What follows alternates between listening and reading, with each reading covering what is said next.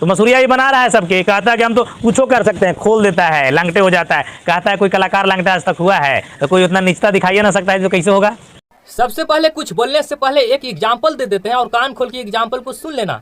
अच्छा रे गड़बड़ावन सिंह राजपूत, तुम्हारे मम्मी से तुम्हारे पापा हैं, ठीक, और तुम्हारे पापा यदि तुम्हारे मम्मी को कहेंगे खोलने के लिए तो नहीं खोलेगी। ये बहनचोद सारे मिलके हमको पागल बना।